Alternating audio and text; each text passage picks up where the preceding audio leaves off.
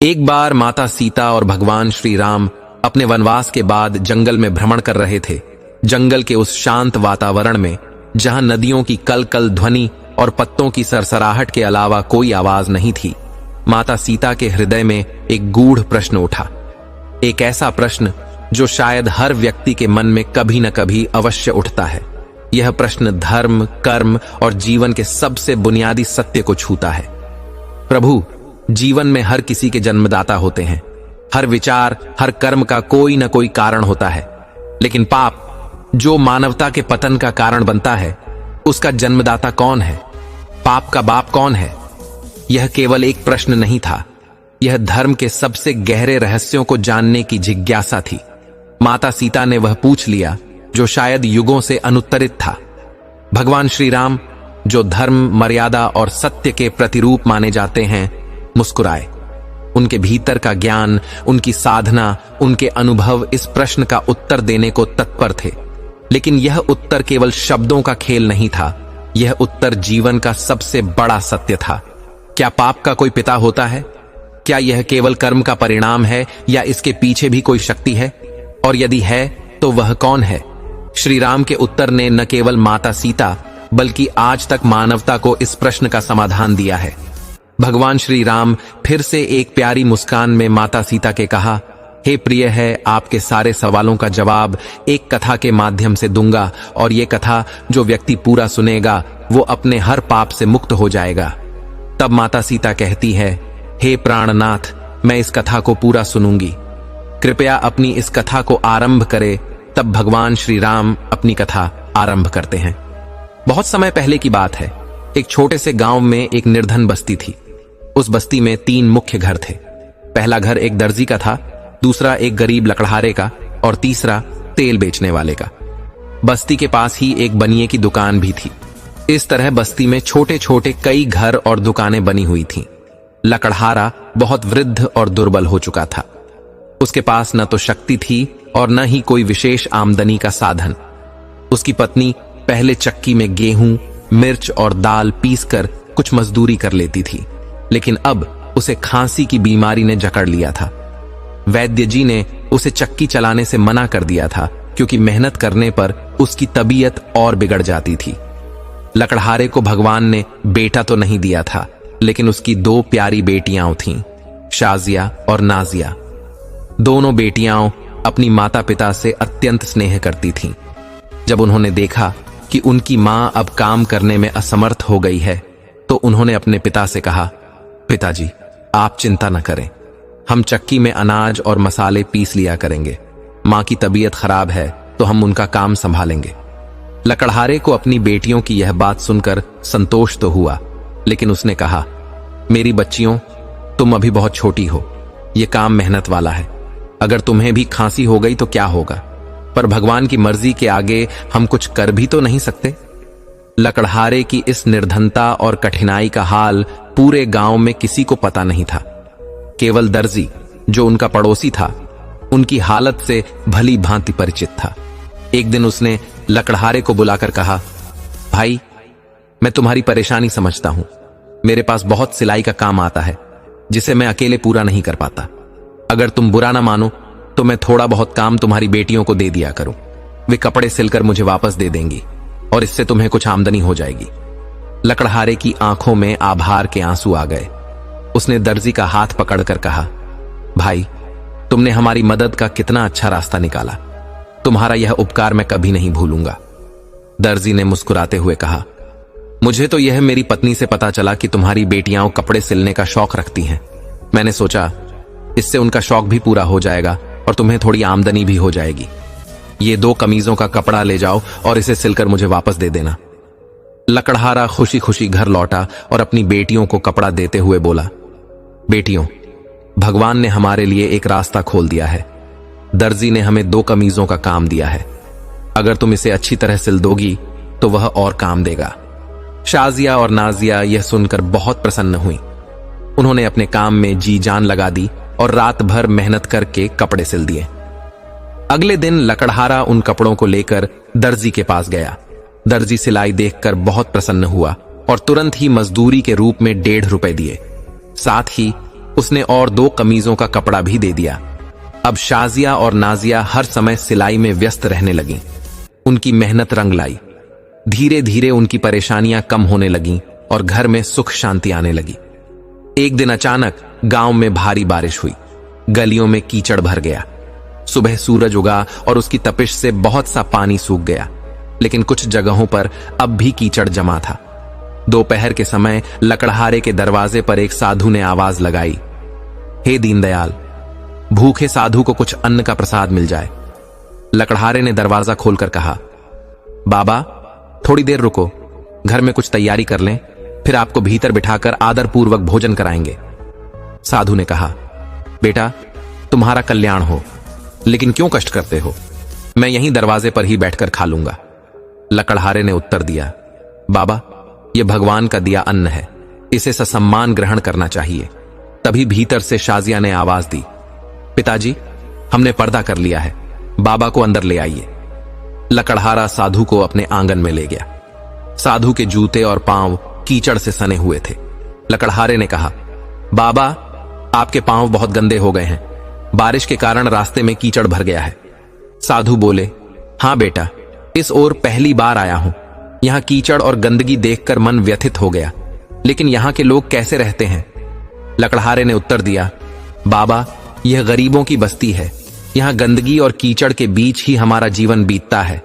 हम इसी में जीते हैं, पलते हैं और बड़े होते हैं। अब तो यह सब हमारी आदत में शामिल हो गया है। तभी शाजिया ने पर्दे के पीछे से कहा, पिताजी यदि बाबा पांव धोना चाहें तो पानी गर्म है।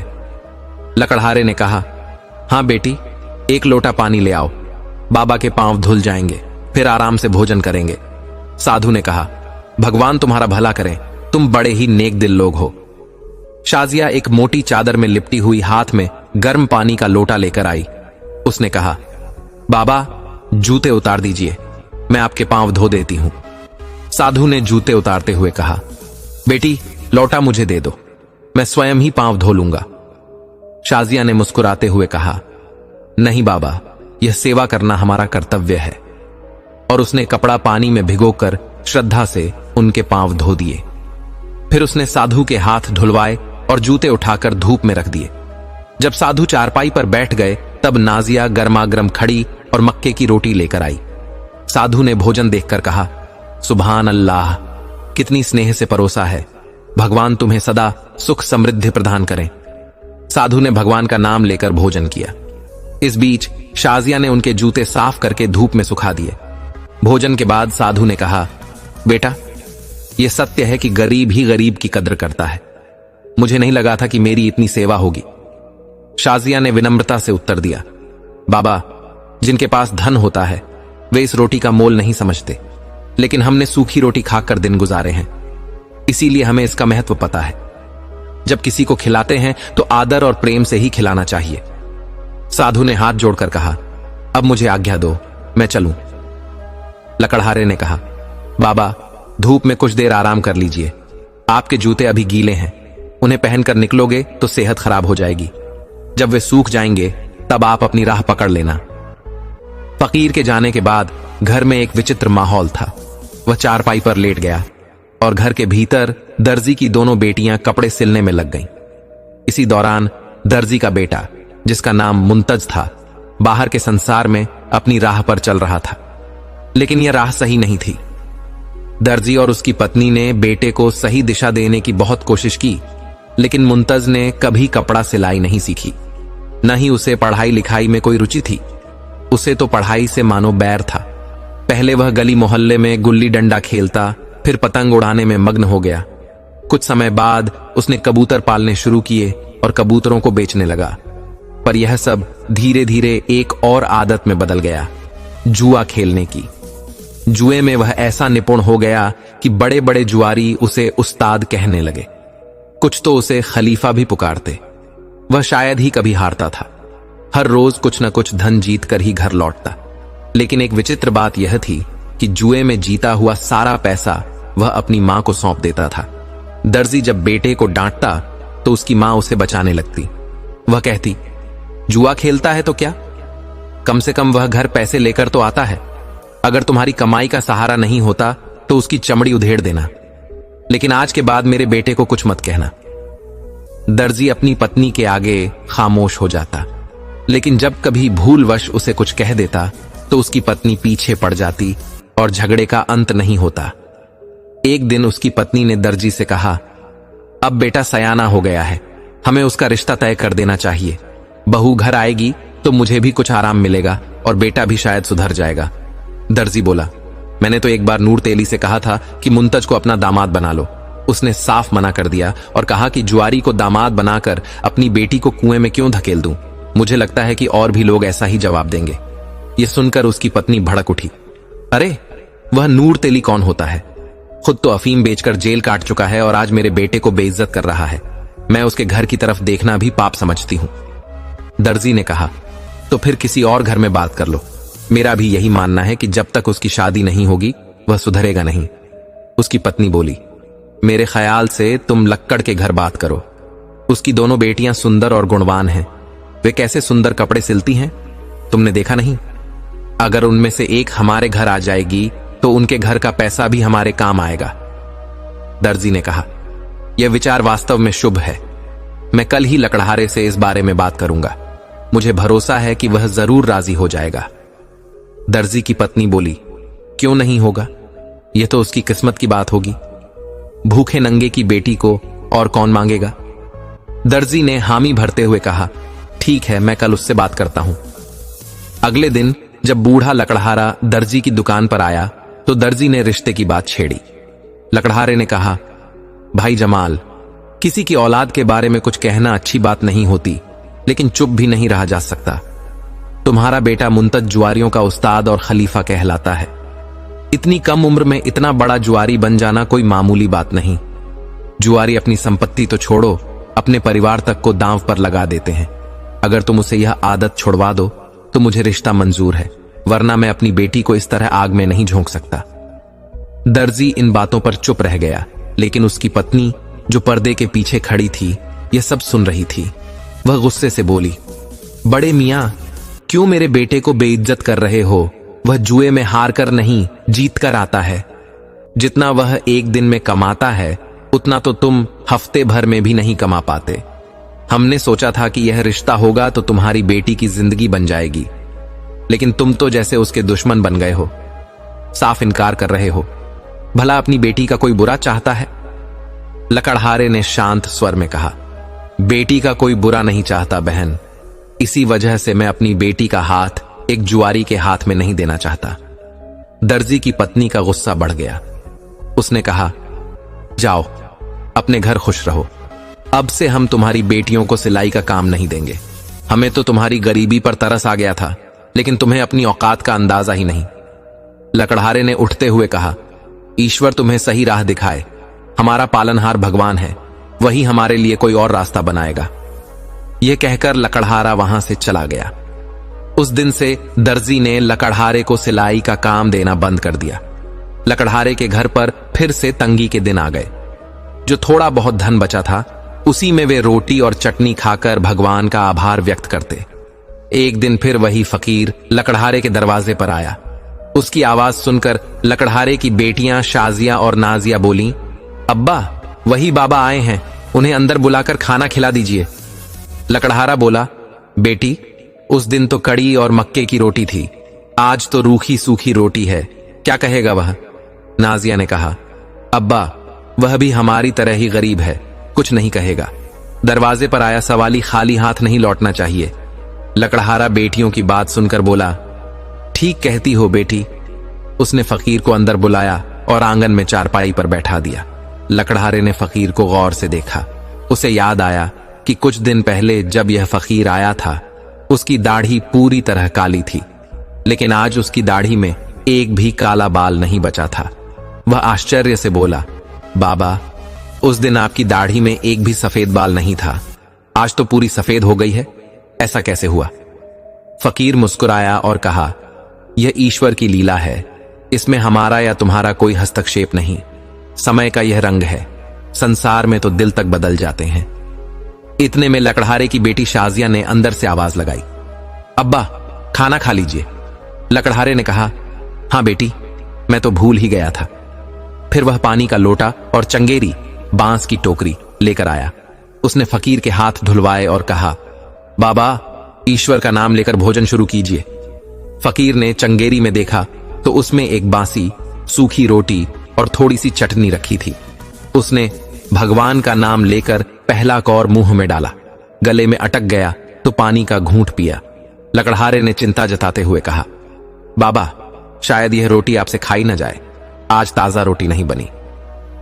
लकड़हारे की बूढ़ी आंखें भर आईं और उसने अपनी गरीबी और दर्जी के साथ हुए घटनाक्रम का पूरा हाल सुनाया।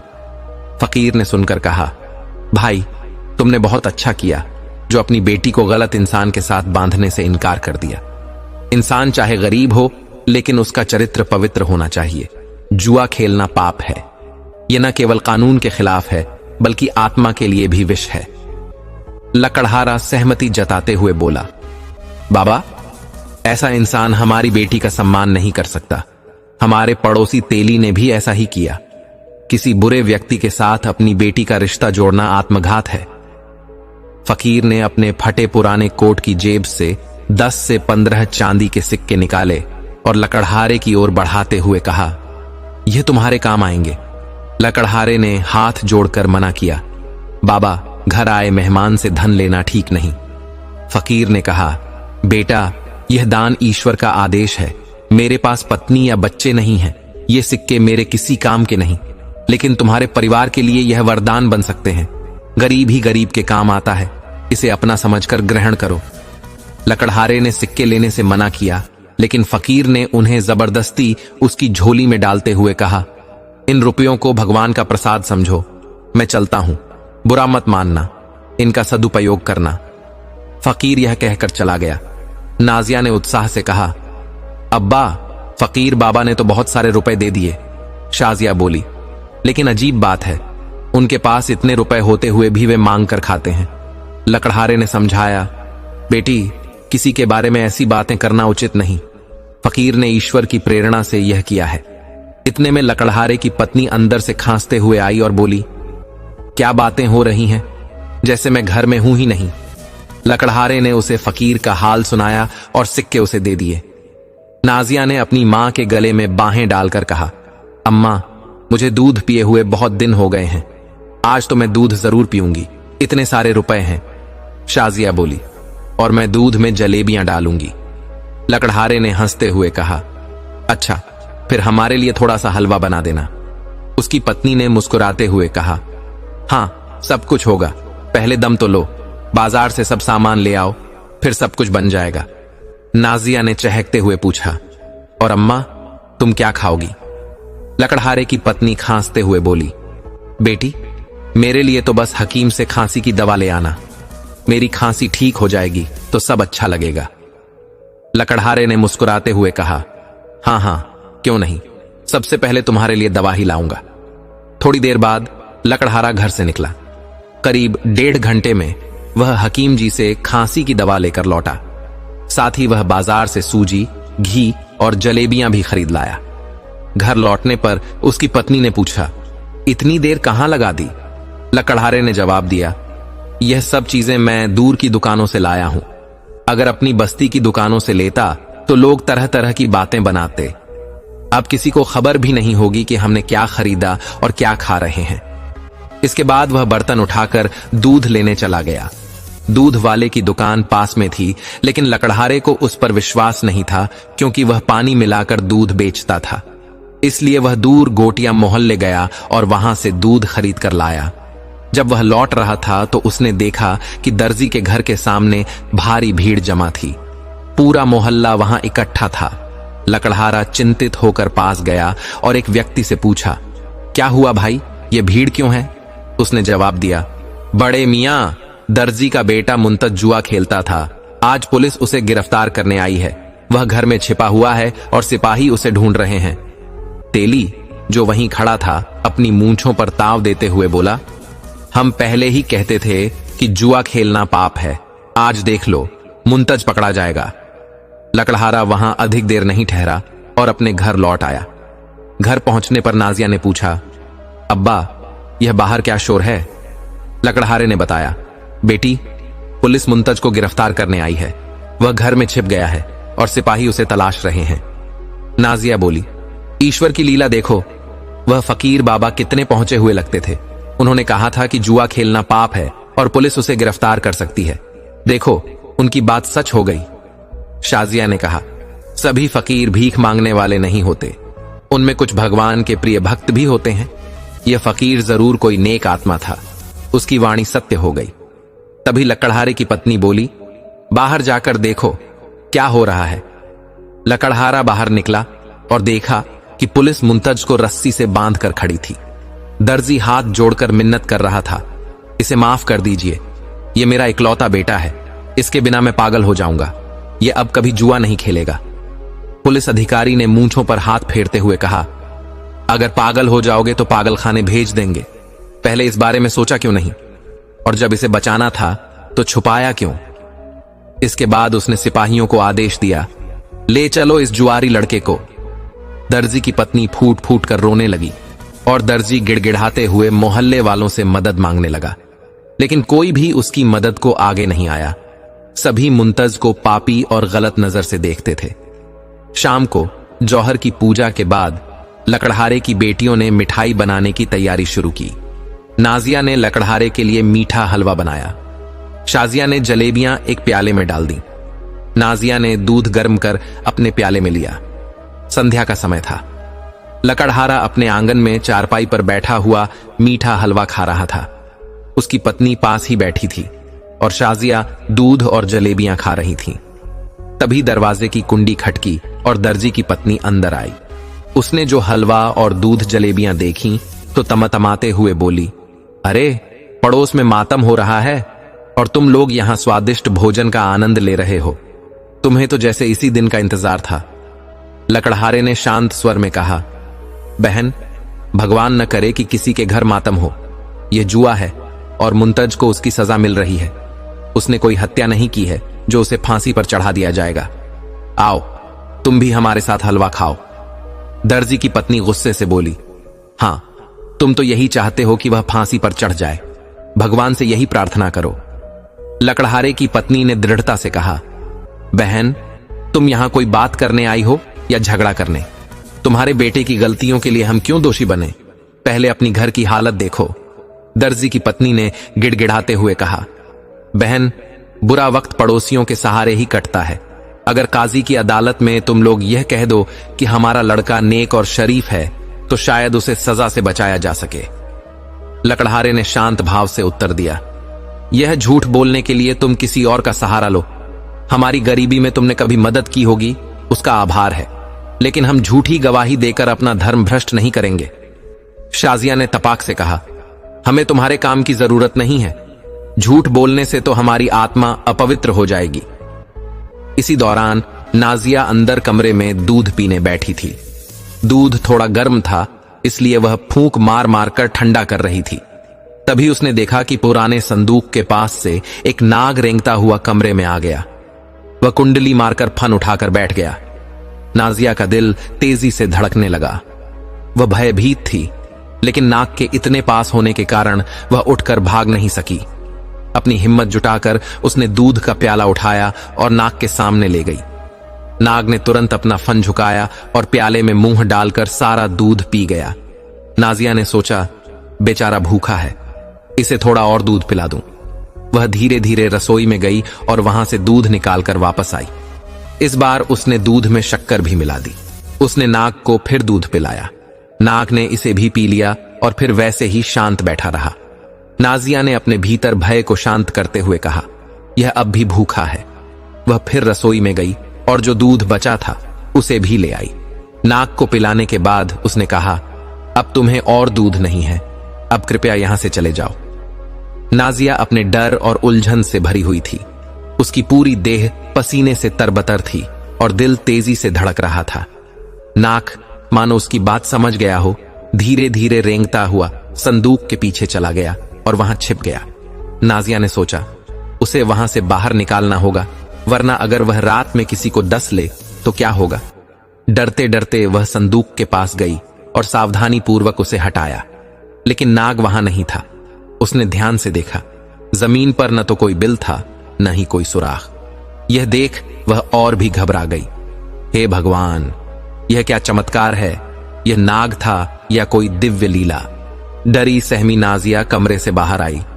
बाहर दर्जी की पत्नी अब भी गुस्से में सबको कोसते हुए दरवाजे से बाहर जा रही थी।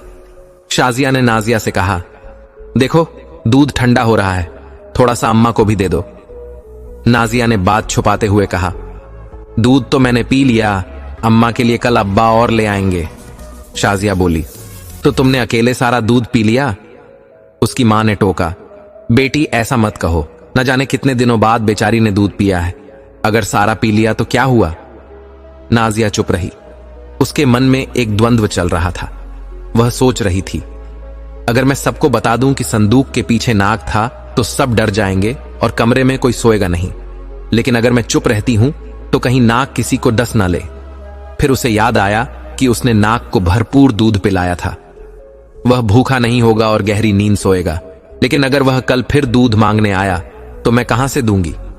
घर में हर रोज दूध तो आता नहीं।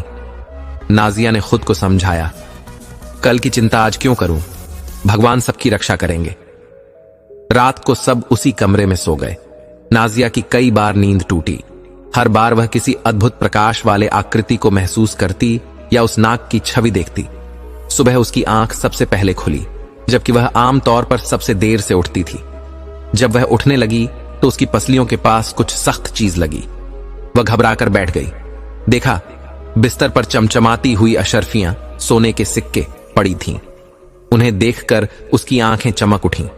उसने इधर उधर देखा। शाजिया, अम्मा और अब्बा गहरी नींद में सो रहे थे। उसने जल्दी से सारी अशर्फियां उठाईं और अपनी गठरी में बांध ली। उसके मन में एक विचार आया, यह नाग साधारण प्राणी नहीं था, यह कोई दिव्य लीला है। इसके बारे में किसी को कुछ नहीं बताना चाहिए। दोपहर को उसने वह अशर्फियां अपने अब्बा को देते हुए कहा, अब्बा, इनसे आप चांदी के बहुत सारे सिक्के पा सकते हैं, इन्हें संभाल कर रख लीजिए, लेकिन बदले में मुझे हर दिन 1 लीटर दूध ला दीजिए। नाजिया ने अपने पिता को अशर्फियां देते हुए कहा, अब्बा, यह ईश्वर का आशीर्वाद है, यह मुझे कमरे से मिली, भगवान ने हमें घर बैठे ही यह वरदान दिया।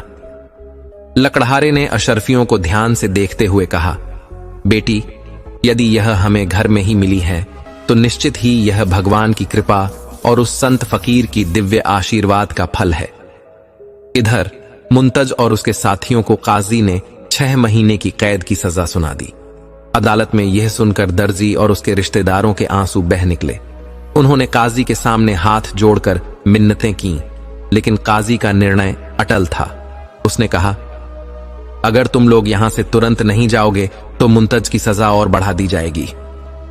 मजबूर होकर सभी अदालत से बाहर निकल गए और अपने इलाके की ओर लौटने लगे। रास्ते में दर्जी ने देखा कि उसके घर के पास कुछ सिपाही और चौकीदार खड़े हैं।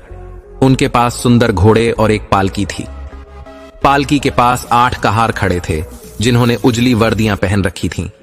यह देखकर दर्जी घबरा गया। उसने अपने साथी से कहा, काजी ने तो मुंतज को जेल भेज दिया, लेकिन ये लोग मुझे गिरफ्तार करने आए होंगे, मैं आगे नहीं जाऊंगा। साथी ने जवाब दिया, जुआ खेलना सचमुच एक बड़ा पाप है। तुम्हें चाहिए था कि अपने बेटे को शुरू में ही सही राह दिखाते। यदि वह नहीं मानता तो उसे घर से बाहर कर देते। अब जो बदनामी और कष्ट सहना पड़ा वह तो तुम्हारे ही कर्मों का फल है। बेहतर है अभी चुपचाप कहीं छुप जाओ, जब ये लोग चले जाएंगे तब घर जाना। दर्जी और उसके साथी पास के एक अस्तबल में छुप गए। उन्होंने चौकीदारों की वापसी का इंतजार करने का निश्चय किया। करीब 1 घंटे बाद लकड़हारे के घर का दरवाजा खुला। लकड़हारा नए और भव्य वस्त्र पहने बाहर आया। चौकीदारों ने झुककर उसे आदरपूर्वक प्रणाम किया। फिर उन्होंने पालकी का पर्दा उठाया और लकड़हारे को सम्मानपूर्वक उसमें बैठाया। कहारों ने पालकी को उठाया और सिपाही अपने घोड़ों पर सवार होकर पालकी के चारों ओर सुरक्षा में खड़े हो गए। लकड़हारे को इस अद्भुत सम्मान के साथ वहां से ले जाया गया। यह देखकर दर्जी और उसके साथी हैरान रह गए। दर्जी ने कहा, आखिर इस लकड़हारे ने ऐसा कौन सा महान काम किया है जो उसे इतनी प्रतिष्ठा मिल रही है। घर लौटकर दर्जी ने अपनी पत्नी से पूछा, क्या तुम्हें कुछ पता है कि लकड़हारे को सिपाही क्यों ले गए? उसकी पत्नी ने जवाब दिया, मुझे तो बस इतना पता है कि राजा ने लकड़हारे के लिए नए वस्त्र भेजे और कहा था कि यह पहनकर उनके पास आओ। शायद राजा ने उसे बुलाया है। दर्जी की पत्नी ने चिंता व्यक्त की। लकड़हारे की पत्नी और बेटियां बहुत परेशान हैं। वे सोच नहीं पा रही हैं कि आखिर यह सब क्यों हुआ। दर्जी ने जवाब दिया, खाक डालो, कुछ न कुछ कारण होगा।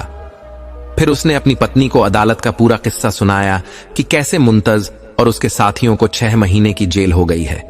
यह सुनकर दर्जी की पत्नी फूट फूट कर रोने लगी और अपने बेटे के लिए सीना पीटने लगी। दर्जी ने उसे शांत करते हुए कहा, अब रोने पीटने का कोई फायदा नहीं। अगर तुम उसकी गलत आदतों का समर्थन न करती तो मैं उसे पहले ही सुधार देता। आज वह जेल नहीं जाता। लकड़हारे की पत्नी चिंतित होकर बोली, तुम क्या उसकी आदत छुड़ाते? आखिरकार वह जेल जाने से तो बच नहीं सका। अगर तुम्हारी जगह मैं होती तो देखती कि वह नामुराद काजी उसे सजा कैसे देता। इधर चौकीदार उस गरीब लकड़हारे को महल ले गया। महल की भव्यता के बीच बादशाह उसका इंतजार कर रहा था। जैसे ही लकड़हारा पहुंचा, बादशाह ने मुस्कुराते हुए उसका स्वागत किया और आदरपूर्वक उसे खूबसूरत सिंहासन पर बिठाया। इसके बाद बादशाह ने सेवकों को इशारा किया जो नाश्ते के लिए विभिन्न व्यंजन लेकर आए। लकड़हारे ने झिझकते हुए पूछा, महाराज, क्या मैं यह जानने की अनुमति मांग सकता हूं कि मुझ जैसे गरीब बेरोजगार व्यक्ति को यह सम्मान क्यों दिया जा रहा है? बादशाह ने मुस्कुराते हुए कहा, आपकी हैसियत मेरे लिए बहुत बड़ी है। आप चिंता न करें, मैं सब बताऊंगा। सेवक सोने की थालियों में हलवा, फल और जूस लेकर आए और उन्हें बड़े सलीके से लकड़हारे के सामने रखा। बादशाह ने कहा, आगे बढ़िए, इसे ग्रहण कीजिए। लकड़हारे ने विनम्रता से कहा, मैं इस योग्य कहां हूं? बादशाह ने उत्तर दिया, यह सब आपका ही है, बिना झिझक के स्वीकार करें। लकड़हारे ने थोड़ा सा हलवा उठाया, भगवान को याद किया और मन ही मन प्रार्थना की, हे ईश्वर, वास्तव में तू ही सब कुछ करने वाला है। तूने मुझे इस गरीब से यहां तक पहुंचाया, यह तेरी ही महानता है। नाश्ते के बाद बादशाह ने कहा, शायद आप मुझे पहचान नहीं पाए। मैं अक्सर अपनी प्रजा का हाल जानने के लिए वेश बदल कर घूमता हूं। मैं 2 बार आपके घर आ चुका हूं, एक बार काली दाढ़ी लगाकर और दूसरी बार सफेद दाढ़ी में। आपने मुझसे कहा भी था कि पहले आपकी दाढ़ी काली थी और अब सफेद। लकड़हारे की आंखें आश्चर्य से चमक उठीं, लेकिन उसने कुछ नहीं कहा। बादशाह ने कहा, मुझे यह देखकर बहुत खुशी हुई थी कि आपकी बेटियां मर्यादा का पालन करती हैं। जब मैं फकीर के रूप में आया था, उन्होंने मेरे पांव धोए परंतु पर्दा नहीं हटाया। लकड़हारा विनम्रता से बोला, महाराज, चाहे कोई फकीर हो या बादशाह, हर पर पुरुष से पर्दा करना हमारी परंपरा है, यह धर्म का नियम है। बादशाह ने कहा, यदि मैं कहूं कि मैं आपके परिवार से रिश्ता जोड़ना चाहता हूं, क्या आप मेरी बात समझ रहे हैं? लकड़हारे ने कहा, महाराज, मैं समझ गया हूं, लेकिन मेरी बेटी एक साधारण गरीब परिवार की लड़की है। वह महल की मर्यादाओं और जीवन शैली से परिचित नहीं है। वह यहां आकर आपको कैसे प्रसन्न रख सकेगी? बादशाह ने कहा, यह कोई कठिन बात नहीं है, वह यहां रहकर सब सीख जाएगी। मैं उसके प्रति सदैव आदर और स्नेह रखूंगा। लकड़हारे ने कुछ देर सोचा और फिर सहमति देते हुए कहा, ठीक है महाराज, जैसा आप उचित समझें। बादशाह यह सुनकर बहुत प्रसन्न हुआ। उसने 40 सोने की थालियां, उपहार और अन्य सामग्री लकड़हारे के साथ भेजने का आदेश दिया। जब लकड़हारा शान और शौकत के साथ घर लौटा तो उसकी पत्नी और बेटियां शाजिया और नाजिया दरवाजे पर खड़ी इंतजार कर रही थीं। जैसे ही उन्होंने लकड़हारे को इस भव्यता के साथ आते देखा, उनकी खुशी का ठिकाना नहीं रहा। लेकिन मोहल्ले के लोग, दर्जी और तेली यह सब देखकर हैरान थे। वे सोचने लगे, आखिर यह क्या चमत्कार है? बादशाह इस गरीब पर इतनी कृपा क्यों कर रहा है? ऐसा क्या किया है इसने जो इसे इतनी इज्जत मिल रही है? नगर के बाहर एक सौदागर ठहरा हुआ था जो अत्यंत भव्य और सुशोभित वस्त्रों में रहता था। उसने राजकुमार के लिए भूमि खरीदी थी और उस पर एक सुंदर महल का निर्माण करवा रहा था। सौदागर कारवां सराय में ठहरने से संतुष्ट नहीं था। वह चाहता था कि उसका महल शीघ्रता से बनकर तैयार हो जाए। इसीलिए उसने सैकड़ों कारीगरों और मजदूरों को नियुक्त किया जो दिन रात महल निर्माण में जुटे रहते। महल का नक्शा और निर्माण अद्वितीय था। जब महल बनकर तैयार हुआ तो नगरवासियों ने बादशाह से कहा, हुजूर, इस सौदागर के महल से अधिक सुंदर इमारत नगर में कोई नहीं। बादशाह को इसे देखने की इच्छा हुई। उसने अपने वजीर को सौदागर के पास यह संदेश लेकर भेजा कि हम आपके सुंदर महल को देखने के लिए उत्सुक हैं। सौदागर ने वजीर से विनम्रता से कहा, मुझे इस तरह की अनुमति मांगकर शर्मिंदा न करें। यह महल बादशाह का ही है। यह दास तो केवल उसकी सेवा कर रहा है। बादशाह जब चाहें अपने कदमों से इस स्थान को पवित्र कर सकते हैं। यह सुनकर बादशाह बहुत प्रसन्न हुआ। अगले दिन वह एक संदूक में हीरे और रत्न भरकर सौदागर के महल का अवलोकन करने गया। सौदागर ने बादशाह का भव्य स्वागत किया और पूरे महल की सैर कराई। अंत में उसने नजराने के तौर पर 5 बेशकीमती रत्नों से भरा एक संदूक भेंट किया, जो बादशाह के लिए विशेष रूप से नया था। बादशाह इस भेंट से अत्यधिक प्रसन्न हुआ और सौदागर से कहा, आप कभी कभी मेरे पास पधारा करें। सौदागर हर दूसरे तीसरे दिन बादशाह के पास जाने लगा। वार्तालाप के दौरान बादशाह को यह पता चला कि सौदागर एक ऐसी लड़की की तलाश में है जो गरीब घराने से हो, मर्यादा का पालन करती हो और जिसमें अहंकार न हो।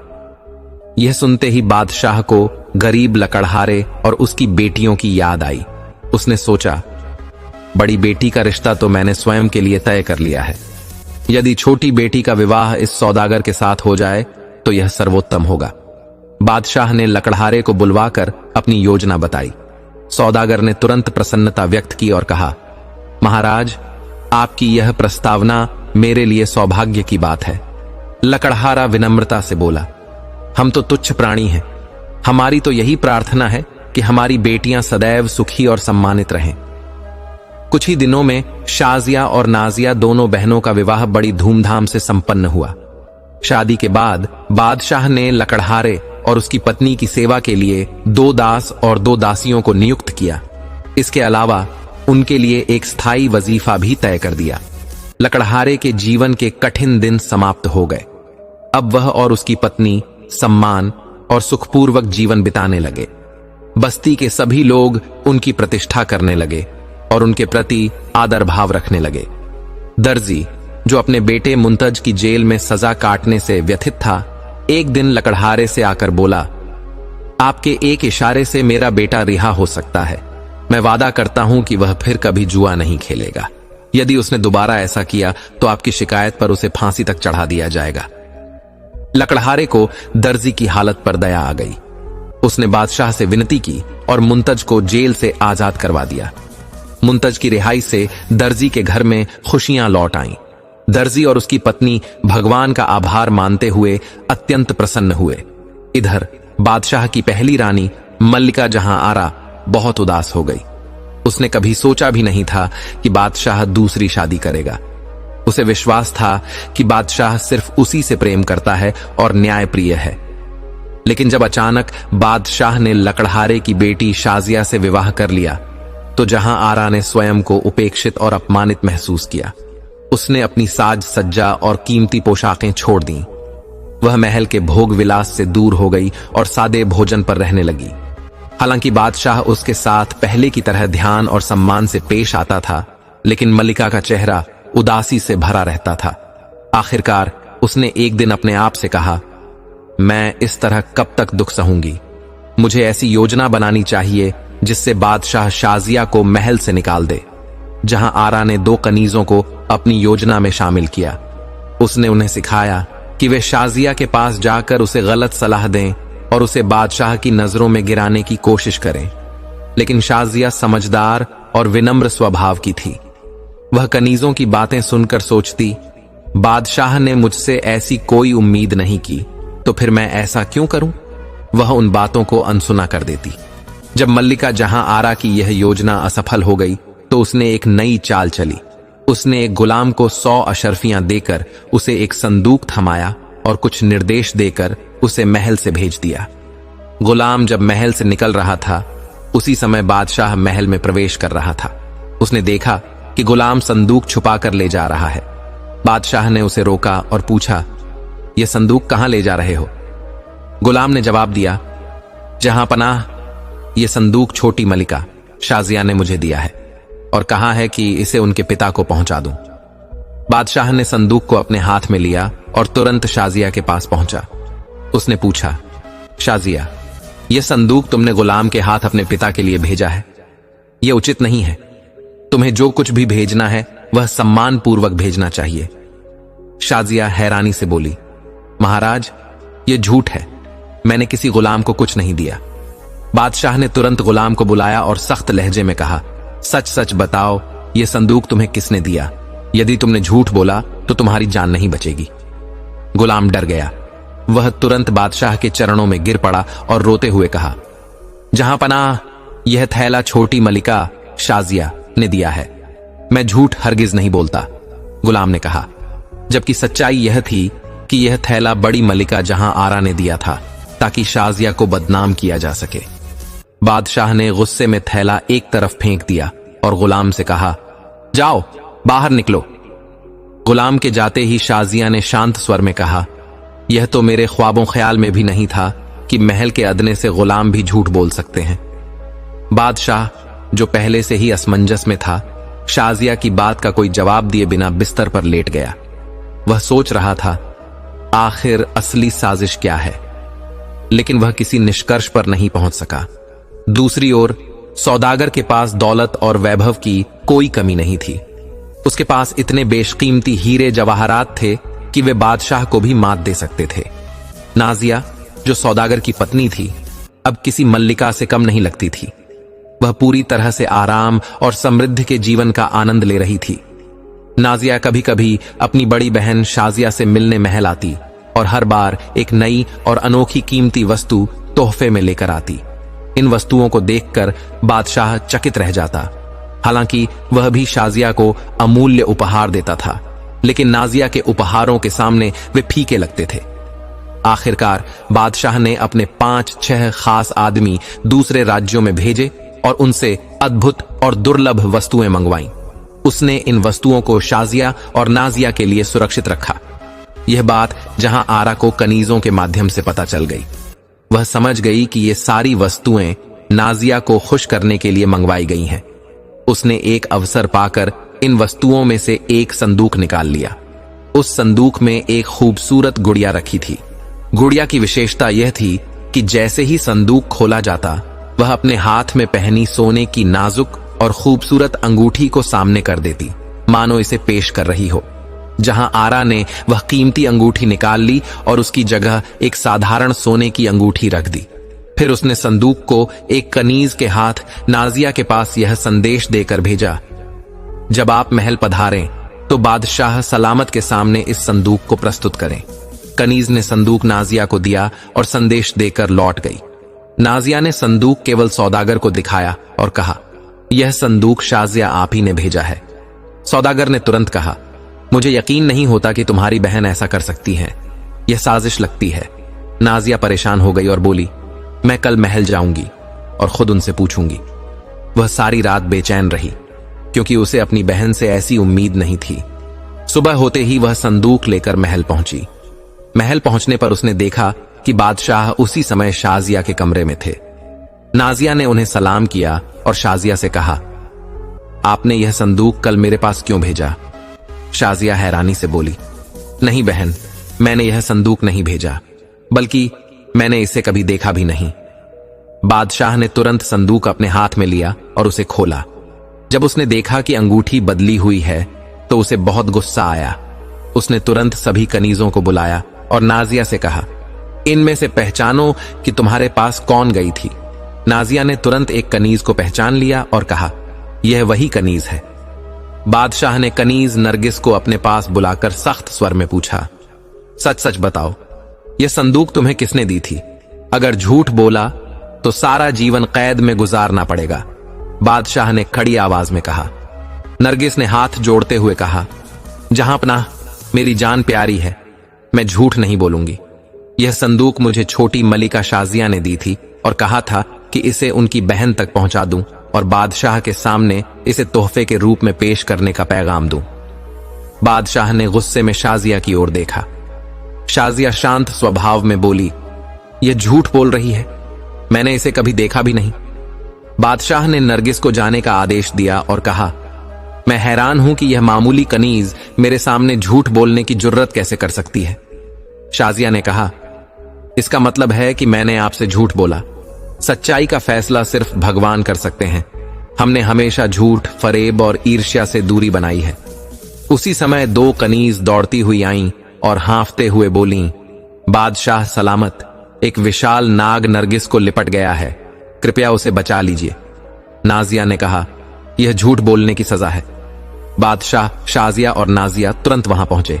महल के आंगन में सभी कनीज, गुलाम और वजीर खड़े थे। नरगिस फर्श पर आंखें फाड़े पड़ी थीं और नाग ने उसकी कमर को लिपटा हुआ था। बादशाह ने वजीर से पूछा, इसे कौन छोड़ा सकता है? वजीर ने कहा, यह असंभव है, नरगिस की जान बचाना मुश्किल है। तभी नाजिया ने नरगिस से कहा, अब भी सच बोल दो, संदूक तुम्हें किसने दिया था? नरगिस ने कांपते हुए कहा, संदूक मुझे बड़ी मल्लिका जहां आरा ने दिया था। इतना सुनते ही नाग ने नरगिस को छोड़ दिया और धीरे धीरे फर्श पर रेंगने लगा। लोग डर से पीछे हट गए। नाग अब उस गुलाम की ओर बढ़ने लगा जो अशर्फियों से भरी थैली लेकर गया था। गुलाम चिल्लाने लगा, जहां पनाह, छोटी मल्लिका यानी शाजिया बिल्कुल निर्दोष हैं। वह थैली मुझे बड़ी मल्लिका जहां आरा ने दी थी। नाग ने अपनी दिशा बदल ली और तेजी से जहां आरा के कक्ष में दाखिल हो गया। सभी लोग पीछे पीछे दौड़े, लेकिन जब तक वे वहां पहुंचे, नाग ने जहां आरा को डस लिया और गायब हो गया। जहां आरा फर्श पर तड़प रही थी, उसने रोते हुए कहा, मैंने ईर्ष्या और जलन के कारण यह सब किया। हाय, कितनी जल्दी मुझे अपने कर्मों की सजा मिल गई। शाजिया, मुझे माफ कर दो ताकि भगवान भी मुझे माफ करें। शाजिया ने विनम्रता से कहा, बहन, मुझे आपसे कोई शिकायत नहीं, मैंने आपको माफ किया। जहां आरा ने अंतिम सांस ली और इस संसार को छोड़कर चली गई। इस घटना के बाद हर किसी का दिल धड़क उठा। सभी ने प्रार्थना की, हे भगवान, हमें झूठ और ईर्ष्या से बचा, हमें सत्य के मार्ग पर चलने की शक्ति दो। नाजिया ने घर लौटकर अपने पति मेहर सौदागर को यह सब बताया। मेहर हंसने लगे। नाजिया ने पूछा, इसमें हंसने की क्या बात है? मेहर ने मुस्कुराते हुए कहा, एक नाग तुम्हें भी तो अशर्फियां देता था और तुम उसे हर शाम दूध पिलाती थी। नाजिया चौंक कर बोली, आपको यह कैसे पता? मेहर ने कहा, वह नाग असल में एक दिव्य आत्मा जिन्न है और मेरा मित्र है। मैंने उससे कहा था कि मेरी शादी के लिए एक नेक और सुशील कन्या ढूंढे। उसने तुम्हें चुना और मुझे बताया। मैंने ही उससे कहा था कि तुम्हें अशर्फियां दे। यह सुनकर नाजिया स्तब्ध रह गई। दूसरे दिन उसने महल जाकर शाजिया को यह बात बताई। शाजिया भी सुनकर हैरान रह गई। इसके बाद दोनों बहनें सुख, सुकून और इज्जत के साथ अपने जीवन का आनंद लेने लगी। प्रिय मित्रों, भगवान श्री राम की कथा यही खत्म नहीं होती। उन्होंने बताया कि पाप का बाप कौन है। जब मनुष्य अपने कर्तव्य से विमुख होता है, जब वह लोभ, मोह और अहंकार में डूब जाता है, तो वही पाप का कारण बनता है। इन विकारों को हमने ही जन्म दिया है, इसलिए पाप का पिता कोई और नहीं बल्कि स्वयं हमारा अहंकार है। तब माता सीता कहती हैं, तो क्या इसका कोई अंत नहीं है प्रभु? क्या मनुष्य हमेशा पाप में डूबा रहेगा? नहीं सीते, पाप का अंत वहीं होता है जहां ज्ञान और धर्म का उदय होता है। जब मनुष्य अपने कर्तव्यों को समझता है, जब वह सत्य के मार्ग पर चलता है और अपने भीतर के लोभ और मोह को त्याग देता है, तभी पाप का नाश होता है। पाप कोई बाहरी शक्ति नहीं है, यह केवल हमारे कर्मों और विचारों का परिणाम है। और जब हम अपने कर्मों को धर्ममय बनाते हैं, तो पाप अपने आप नष्ट हो जाता है। यही कारण है कि हमें अपने भीतर झांक कर देखना चाहिए, अपने अहंकार को त्यागना चाहिए। इस उत्तर ने केवल माता सीता ही नहीं, बल्कि आज तक मानवता को एक मार्ग दिखाया है। पाप का नाश केवल बाहरी संघर्ष से नहीं, बल्कि अपने भीतर के विकारों से संघर्ष करके ही संभव है। यही रामायण का संदेश है और यही श्री राम की शिक्षा। तो याद रखें, पाप का कोई बाहरी जन्मदाता नहीं है, यह हमारे भीतर ही पैदा होता है और इसका अंत भी हमारे भीतर ही संभव है।